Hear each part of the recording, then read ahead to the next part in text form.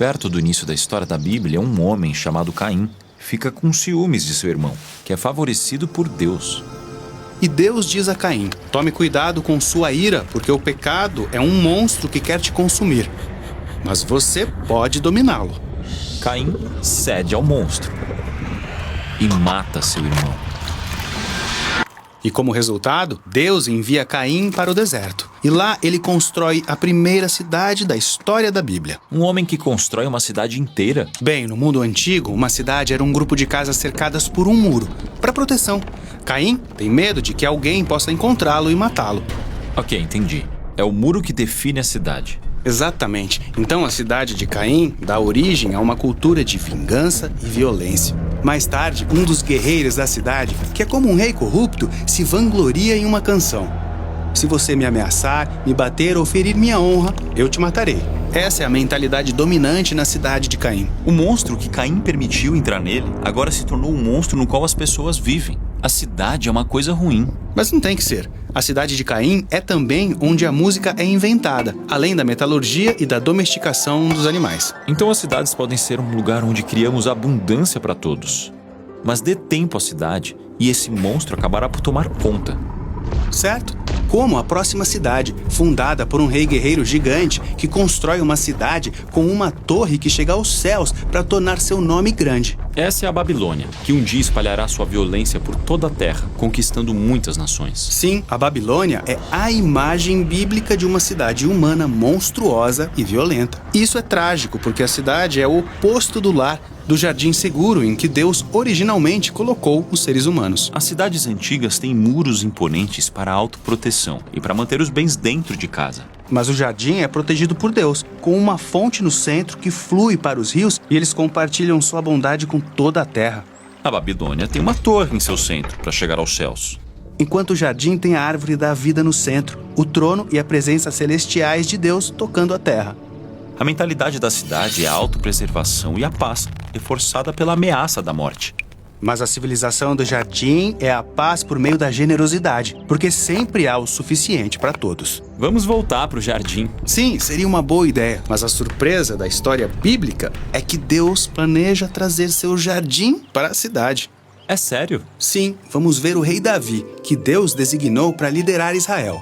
Ele escolheu como capital Jerusalém, a cidade de Davi, o Monte Sião. Certo. E quando Davi traz o trono da presença de Deus para Jerusalém, a cidade se torna uma imagem da cidade jardim de Deus. Há abundância para todos e paz por um certo tempo. Certo, até que Davi se torne como Caim.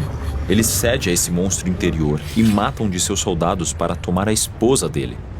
E assim começa a história trágica da corrupção de Jerusalém por meio dos reis da linhagem de Davi. E mesmo que alguns reis tentem parar o monstro, a maioria cede. E assim a cidade jardim se torna um covil de ladrões, cheia de ganância, violência e opressão. E por fim, a Babilônia, um monstro ainda maior, os elimina. Talvez a cidade jardim não seja realista, afinal. Mas os profetas de Israel mantiveram a esperança de que Deus um dia criaria sua cidade celestial aqui na terra, com riachos saindo e as nações entrando, jardins, banquetes, paz e nada de morte. Isso parece mais do que apenas uma nova cidade. Isso parece o início da nova criação. Sim, parece mesmo.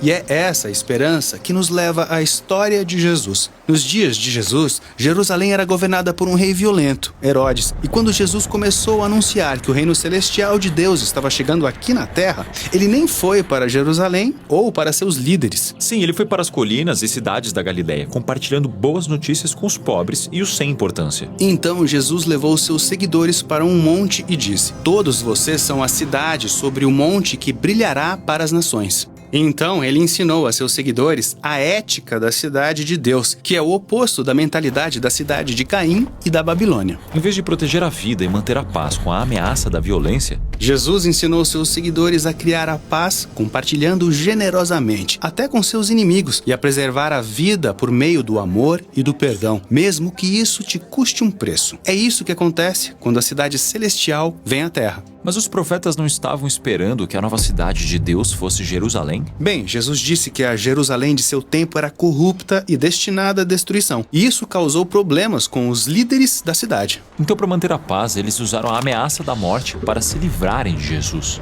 Mas quando Jesus foi julgado, sabendo que eles iriam matá-lo, ele disse que estava prestes a ser coroado como o rei da cidade celestial de Deus.